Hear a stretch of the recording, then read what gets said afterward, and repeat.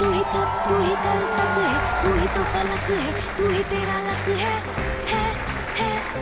इस पल में जियो, वक्त को जाने ना तो, अब दिल में जो आग है उसे बढ़ जाने दो, तेरी शान की पहचान हो, कुछ ऐसा कर दिखाना कि गाना लेगा ये ज़माना, तेरा नाम लेगा ये ज़माना। हाय, कैसे हैं? थैंक यू, नमस्कार। आज का विषय जो है हमारा कि क्या लीडर्स पैदा होते हैं या बनाए जा सकते हैं, ये एक विषय है आज। So let's see what have they put together as a introduction.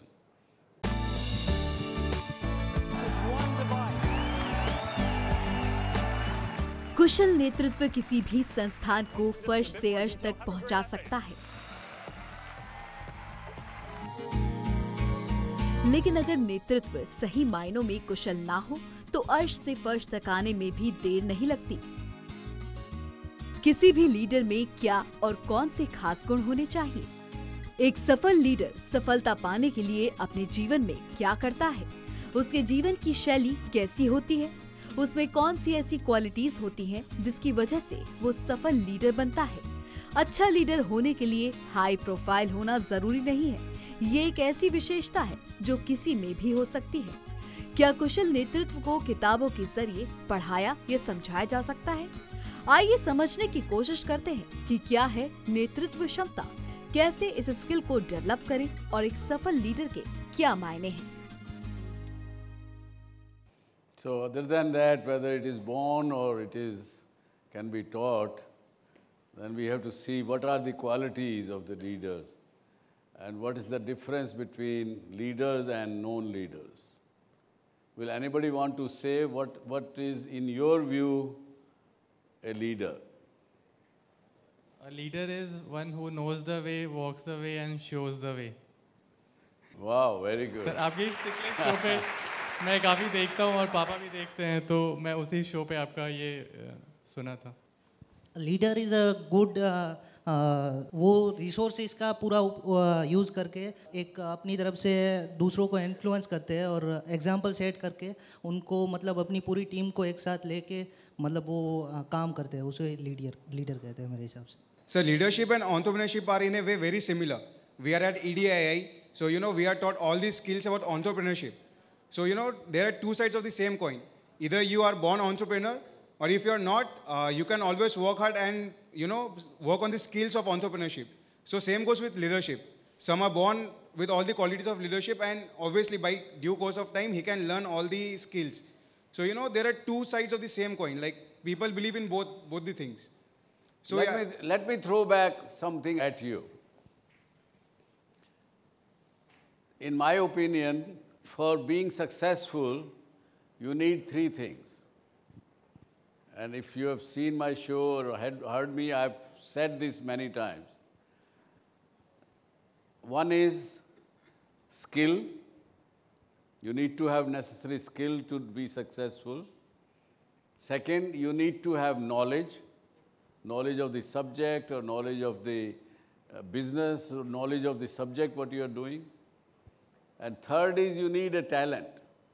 And my opinion is, I'm sure your faculty and especially Dr. Shukla will disagree, but I challenge the Harvard University professors. मैंने बोला, you cannot teach talent. I have seen your advertisements. You are charging thousands of dollars to the students, but I challenge you cannot teach the talent. So what was the basic difference? That they didn't know what talent means exactly. Or talent, to my mind, either you are born with particular talent or you are not. This is a different thing that हम लोग सबके पास कुछ ना कुछ talent है। ये नहीं कि कोई भी हर एक के पास टैलेंट है, लेकिन वो टैलेंट किस प्रकार का है, किस चीज़ का है, वो जानना ज़रूरी है। और जो टैलेंट आपका है वही आप उसी में एक्सेल कर सकते हो। And as far as the difference between an entrepreneur and a leader, when we say entrepreneur does right things.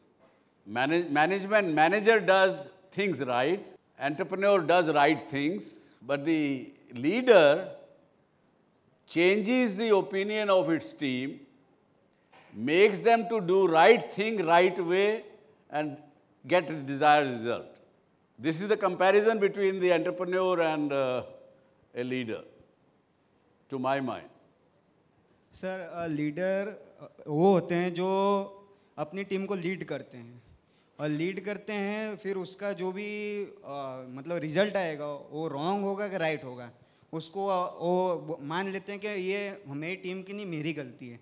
तो लीडर एक वो भी होता है जो लीड करते हैं अपनी टीम को सही दिशा में, ताकि हम अपना जो ऑर्गेनाइजेशन का उसका भी अच्छा कर सके और खुद का भी भला कर सके. Yes, partly right. Leader always take the blame on himself or credit gives to his team. Sir जैसे आपने बताया कि एवरी लीडर जो होता है उसको हर टीम के मेंबर का कंट्रीब्यूशन लेना चाहिए, बाद में देखना चाहिए, अपना फीडबैक लेना चाहिए कि क्या मेरी गलती रह गई है, उसके बिहाइंड का रीज़न क्या है, उसके बाद आप आगे बढ़ के एज ए टीम को लीड कर सकते हो सबके कंट्रीब्यूशन के साथ. Yeah. A single person can do anything alone. So what my understanding about leadership is, a leader is a person who brings best out of the people who are associated with him. Yes, very good answer. Leader वो होता है जिसमें एक vision होता है. Suppose के महात्मा गांधी, उनके पास vision था स्वतंत्र भारत का और मैनेजर था सरदार वल्लभ भाई पटेल. तो उनके पास विज़न था, इसी वजह से उन्होंने लोगों को साथ के सरदार वल्लभ भाई पटेल नेहरू जी को साथ में लेके इंडिया को फ्रीडम दिलाई. चलिए, good. A leader should have the qualities which you already told, knowledge, skill and talent. But beyond that, he must have the qualities such as patience. Is it so, sir? Yeah, he needs to have patience. Very good, sir. You said rightly.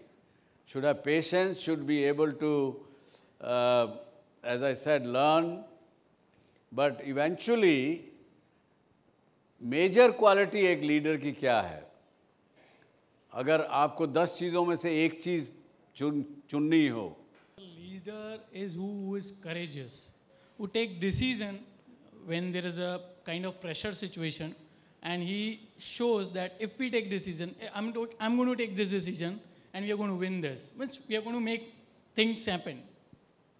Right. So he has to be courageous. Okay. Yes. One of the trait has to be courage also. Certainly.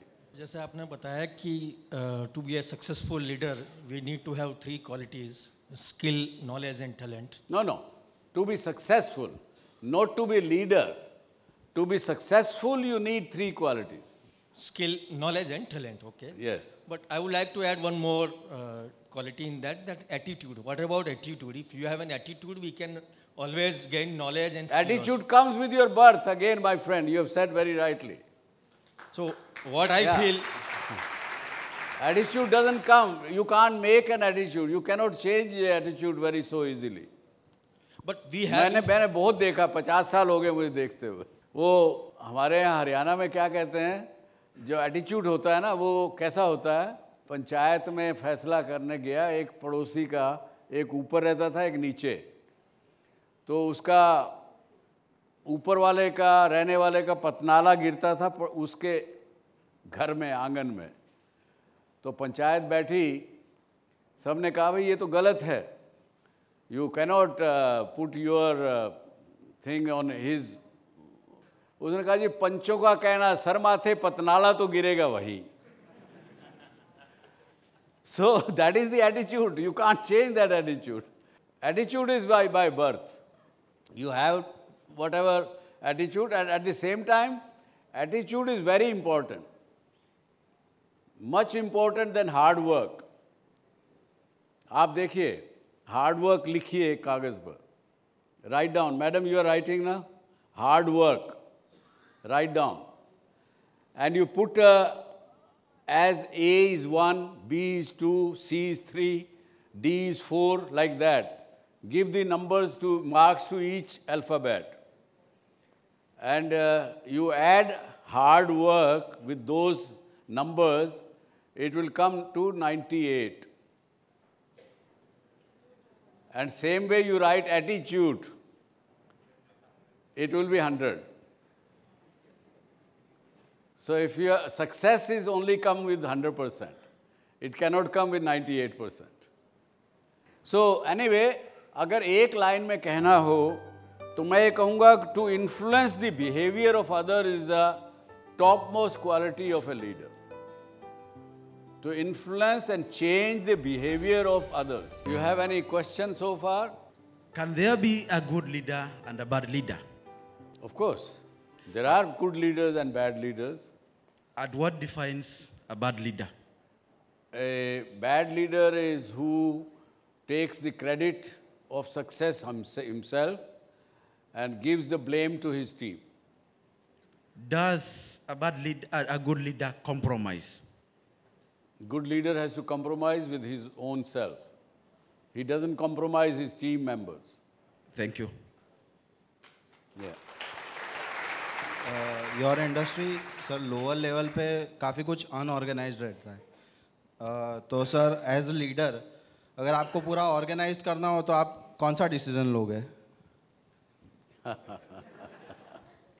I have to talk to the industry as a whole, and try to give them a kind of a leadership talk that should force them to change.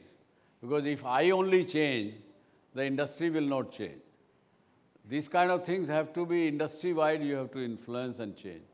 And if I'm a good leader, I can definitely try and make an impact. That's my thinking.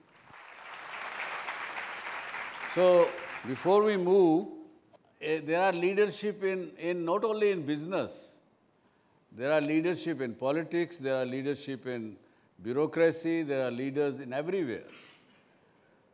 Aaj, if you remember, if your school days, if you remember, in school days, how did your teacher selected the monitor of the class? Huh? Sir जो सबसे ज्यादा मस्ती करता हो class में. Yes. It is not a joke. It is a fact. Sir वही मस्ती नहीं करेगा तो सबसे ज्यादा मस्ती कौन करेगा? जिसने अपनी पढ़ाई कर ली और ठीक कर ली हो, वही सबके सामने ज्यादा मस्ती करेगा. सर जो मस्ती करेगा मतलब उसको पता है क्लास सर को भी अगर यही आराम से बैठेगा, यही आगे चला जाएगा तो क्लास तो शांति रहेगी. तो जी सर ऑन परफॉर्मेंस बेसिस जो सबसे ज़्यादा अच्छा पढ़ता हो उसको मॉनिटर बनाते हैं. नहीं, वो देखता है. उसने कहा कि चलो भाई अभी प्रार्थना का समय है, we have to assemble at so and so place. The leader of the class, you will find always he will understand in one sentence, one time, and he will be the first one to reach there. If class में किसी बच्चे को चोट लग गया खेलते खेलते, he will be the first one to go and take care of that schoolmate.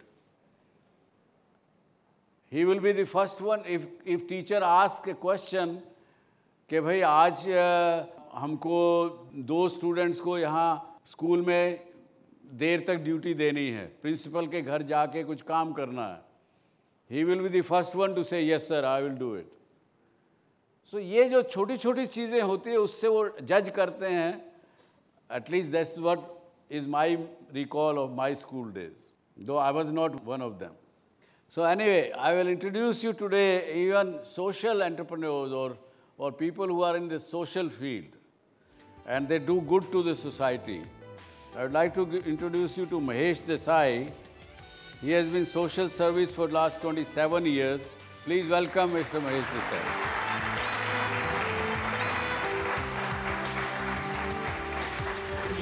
मैं जो घर बैठे शो देख रहे हैं उनको खासकर बता दूं, महेश देसाई जी जो काम करते हैं, जिस प्रकार से करते हैं, आप में से काफ़ी लोग ये काम कर सकते हो और इस समाज को, इस देश को बदल सकते हो. क्योंकि आप देख सकते हैं कि ये व्यक्ति थोड़े बहुत से कम साधनों के साथ भी चिंता में नहीं करते हैं और गरीब बच्चों को, स्लम के बच्चों को एजुकेशन देते हैं. कब से आपने शुरू किया देसाई साहब? इस कार्य को शुरू मैंने करीबन 27 साल पहले शुरू किया और बेसिकली मैं पूना से शिफ्ट होकर यहाँ आया था और कुछ जैसे सर ने अभी अपने पॉलिटिक्स की बात हुई या लीडरशिप की बात हुई, बस उसी जहन में था कि मुझे कुछ करना है सोसाइटी के लिए। और मेरा एक छोटा सा बिजनेस है नारोल में जो मैं वहाँ पे रन करता हूँ। वहाँ पे जो बच्चे भीख मांगते हैं उनको देखता था, तो मैंने सोचा कुछ इनके लिए कुछ करना चाहिए कि बच्चे पढ़ते हैं स्कूल में जाते लेकिन इनके लिए कोई कुछ नहीं कर सकता, ऐसा मुझे लगा। तो 7 साल तक मैंने रिसर्च किया नारोल, वटवा, जुआपुरा, ओढ़ाव, हर स्लम में और हर NGO से मैं मिला। Each and every NGO is doing nice work, लेकिन मुझे कुछ कमी महसूस हुई।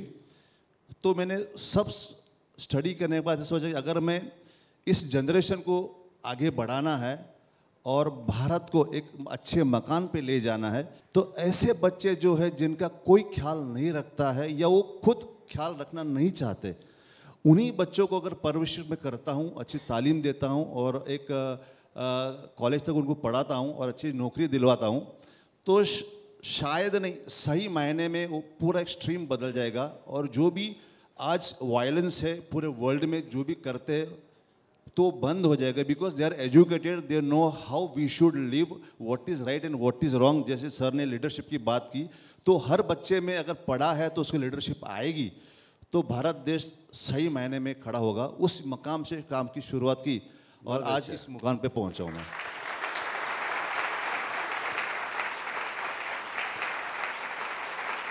देश बदलने का सबसे शक्तिशाली हथियार है शिक्षा। बराबर से बधा स्कूले आवशो?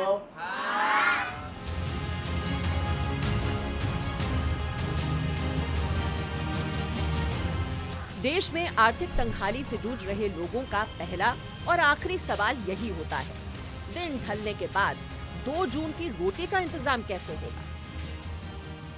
भारत में आज भी कई परिवार इन हालात से जूझ रहे हैं, जिसके कारण कई बच्चे शिक्षा से वंचित रह जाते हैं। महेश देसाई ऐसे ही बच्चों की मदद करते हैं।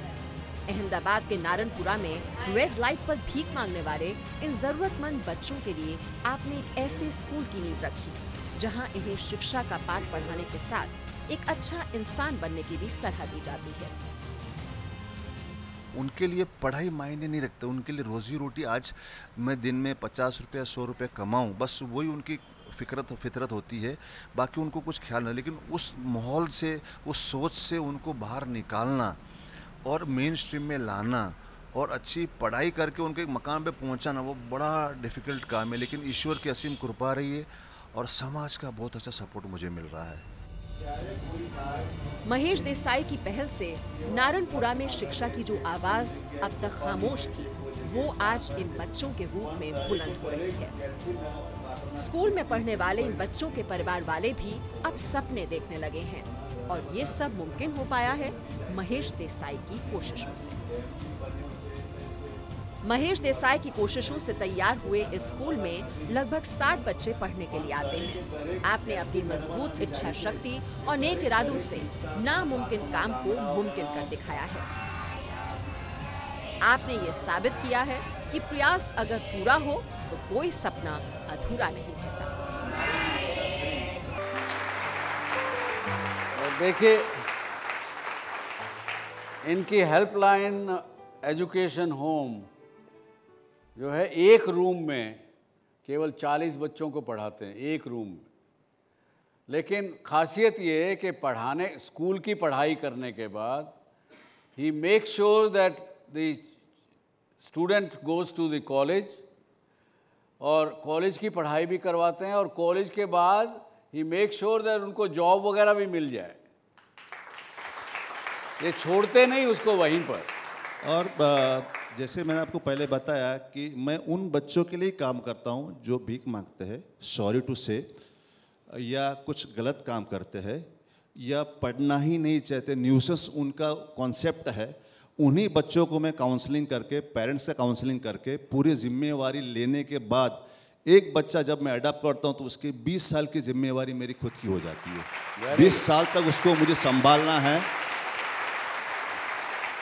उसको पढ़ाई करवाना है और उसकी नौकरी दिलवानी है। और रिसर्च जो मैंने किया उसमें मैं ये सोचता हूँ कि अगर किसी एक बंदे को किसी कम्युनिटी का हो, उसको मैं लिफ्ट अप करता हूँ, उसको ब्रूम करता हूँ, उसको अच्छी पढ़ाई करता हूँ, उसको अच्छी नौकरी दिलाता हूँ, तो या क्या ये मेरी जिम्मेवारी पूरी होती है? तो मेरा दिल कहता है नहीं, क्योंकि अगर आज मैं लोअर कास्ट का हूँ, मैं खुद की बात करूँ, और मुझे सर ने उठा के पढ़ाया लिखाया, अच्छी नौकरी दिलवाई, लेकिन what about my life, what about my family, what about my marriage?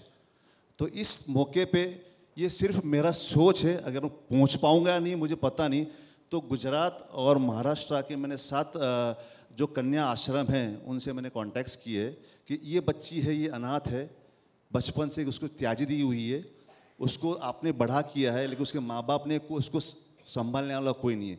मेरा बच्चा पढ़ा लिखा, अच्छी नौकरी, अच्छे संस्कार है, लेकिन उसको अच्छी लड़की नहीं मिलती, क्योंकि उसके समाज की लड़की वो एक्सेप्ट नहीं करेगा और वो यहाँ पे एक्सेप्ट नहीं करेंगे। तब मैं वो दोनों का पैचअप कराऊंगा, तब जाके सही महीने में एक रिलेशन पूरा होगा। अच्छा, ये आप दूर तक सोचते हैं बच्चों के लिए, जैसे आप अपने बच्चों के लिए सोचते हैं। और मैंने सुना कि आप जब बच्चे स्कूल में पढ़ते हैं आपके साथ, आप उनको खुली छूट देते हैं, कुछ भी वो सोच सकते हैं, कुछ भी अपना क्रिएटिविटी कर सकते हैं। वो कैसे करते हैं आप? ये मैंने इसके लिए और सोचा। उसका कोई ऐसा उदाहरण जो इससे आपको लगा हो उस बच्चे में अलग से प्रतिभा उभर के आई? हाँ, इसमें बात ऐसी है कि ये जो कम्युनिटी के जो लोअर कम्युनिटी बोलते हैं, sorry, I am very sorry too, because each and every community is my community, so please forgive me for talking in this way. इन बच्चों को जो है करीबन अपने और उनमें करीबन 100 साल का अंतर है, ऐसा मुझे लगता है। तो 100 साल का अंतर मुझे कट करना है, तो एक जीरो मुझे कट करना है। तो 100 साल का काम मुझे 10 साल में करना है।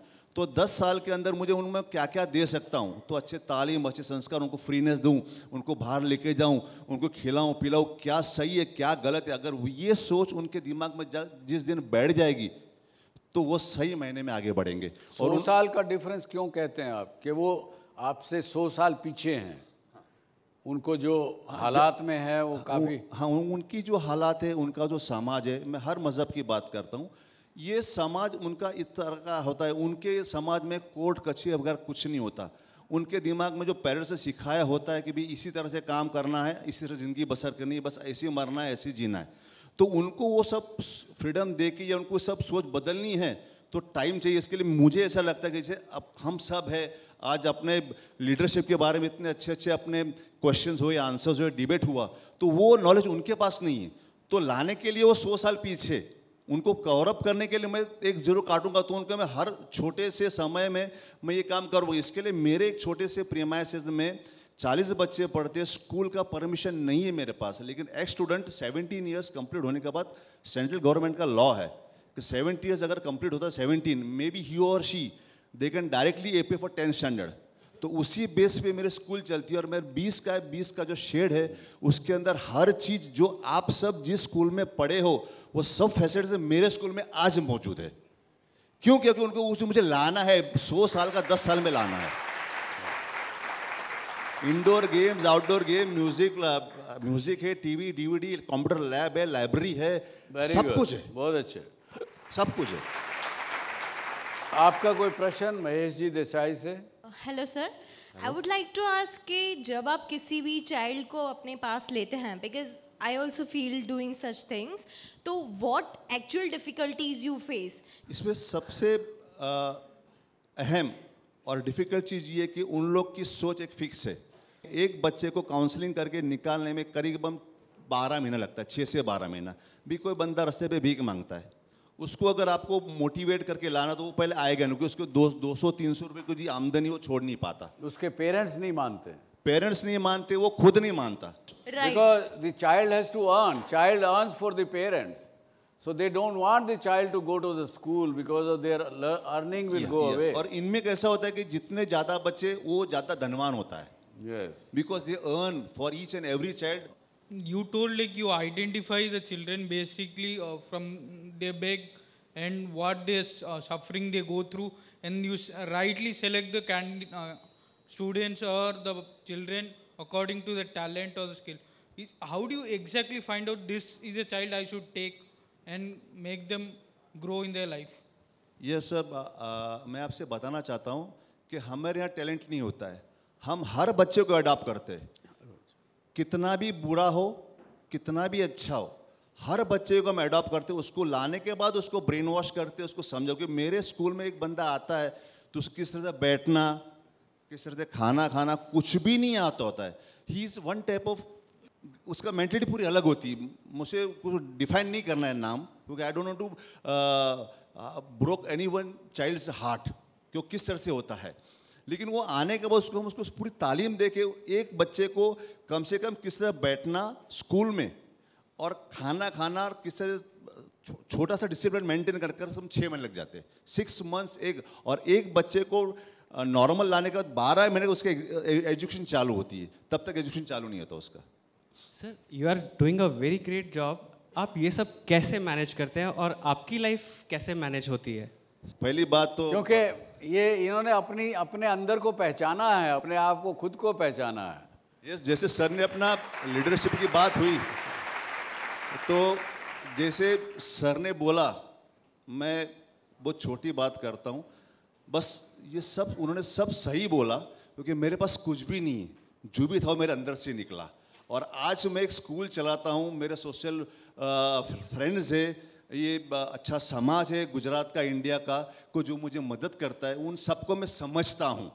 और जैसे सर ने बोला, आज भी मैं पूरा श्रेय मेरी टीम को देता हूँ, मेरे खुद पे नहीं लेता हूँ। और अगर कुछ गलत होता है तो श्रेय ये मेरी गलती है, because I am a captain. Sir जब हम कभी भी कोई एक स्टार्टअप करना चाहते हैं या कोई भी लीडरशिप लेना चाहते हैं एक टीम के लिए, तो अगर हमारे आइडिया के पीछे हमारी टीम हमारे खिलाफ है, तो हमारी टीम को हम कैसे मोटिवेट करें, कैसे लाइन पे ले आए कि वो हमारे आइडिया के साथ मिलके एक डायरेक्शन में जा सकते हैं? Change the team.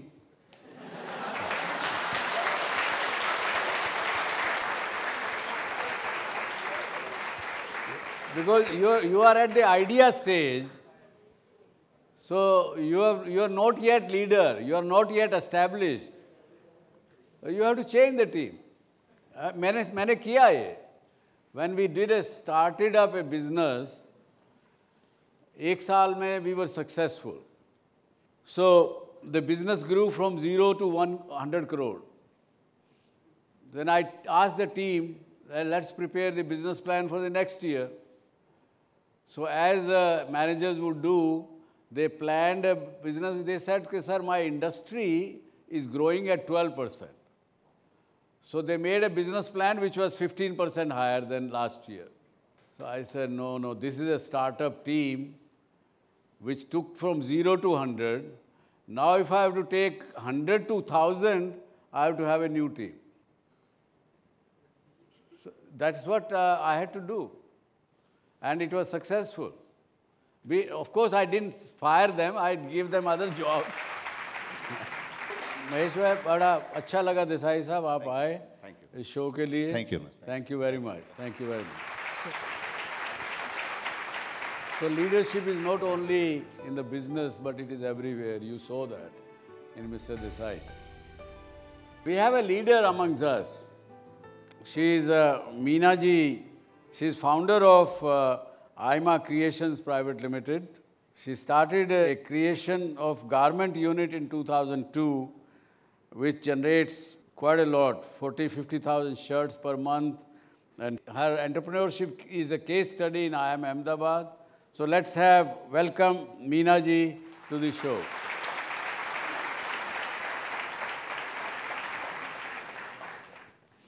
स्वागत है आपका। Thank you sir. सो आप कुछ बताइए हमारे दर्शकों को भी और यहाँ पे ऑडियंस को भी, कैसे आपने शुरू किया? जैसा आपने अभी कहा, मैंने 2002 में शुरू किया। 2002 I started at the age of 30. I was already married. I had kids. I passed out as a science graduate and I did my diploma in computers, and then I just wanted to enjoy life with no career in mind. But at the age of 30, 31, with kids going to school, that need was there, that time was there, and since I had the education, I wanted to do something. And after having surveyed and analyzed a lot of things, we zeroed down on a garment unit. I started a garment unit. We make men's shirts. Today we supply to brands in India and Europe. 60-40 is the ratio. We export 60% of our goods. And that's how I started. Very good. Meena ji, would you call yourself an entrepreneur or would you call yourself a leader? Or both? I started off as an entrepreneur. Yes. And today, I think what you said, that, you know, the hidden talent that you have, probably me being an entrepreneur, it brought out that talent of being a leader in me somewhere. So today, I think I should be called a leader also. Very good, very good. नहीं तो आप शर्म क्यों कर रहे हैं? You should be proud of it. Leader को खुद नहीं कहना चाहिए कि मैं लीडर हूँ. I think लोगों को कहना चाहिए कि आप लीडर हो. अच्छा, ठीक है. ये भी अच्छी बात कही आपने. लेकिन आप तो ऑलरेडी लीडरशिप रोल कर रही हो. You are the chairperson of the Textile Committee, Gujarat, Chamber of Commerce and Industry. You are actively involved in the manufacturing industry and social welfare. You are selected chairperson of the women wing of Gujarat Chamber of Commerce. So many things. They are telling you that you are a leadership quality. एक चीज़ मैं कहना चाहूँगी कि हम हमेशा सोचते हैं कि मदद की ज़रूरत जाए शायद जो आर्थिक तौर पे निचला वर्ग है उसको होती है, ज़रूर होती है और ज़्यादा उन्हीं को होती है. लेकिन मेरे मानने में जो मध्यम वर्ग और जो आर्थिक तौर पे अच्छे स्तर पे है उनमें भी कहीं ना कहीं मदद की ज़रूरत है, खासकर महिलाओं को. ये मैंने अनुभव किया है. आप सब ने किया होगा अपने घरों में. जो लेडीज़ होती हैं एक एज के बाद, आज के ज़माने में जब जॉइंट फैमिलीज़ नहीं रही हैं तो उनके पास समय व्यर्थ होता है, कुछ करने को नहीं होता और तब झगड़े होते हैं घर में. कुछ empty mind is a devil's workshop, it works well there. So उस वर्ग को मदद की बहुत ज़रूरत है. और इसी ध्येय से मैंने जो ये विमेन विंग का चेयरमैनशिप ली थी उसमें एक हमने बिजनेस क्लिनिक शुरू किया था. उसके 2 पार्ट्स थे, एक हेल्प डेस्क थी और एक लेट बिगिनर्स सेल था. लेट बिगिनर्स सेल स्पेसिफिकली उन लेडीज़ के लिए था जो 30-32 के बाद कुछ करना चाहती हैं and that is not an age for you to start a job. You know rigidity आ जाती है दिमाग में वगैरह. So entrepreneurship was the best option and we motivate them. We try to build that confidence in them. You know, we try to show them a way on which to go ahead. So ये एक पूरा वर्ग है जो अगर इसको हम मजबूत करें, जो हमारी लेडीज़ हैं, जो हमारा महिला वर्ग है, जो 50% of our population, you know, तो I think देश को बहुत मदद होगी कहीं ना कहीं.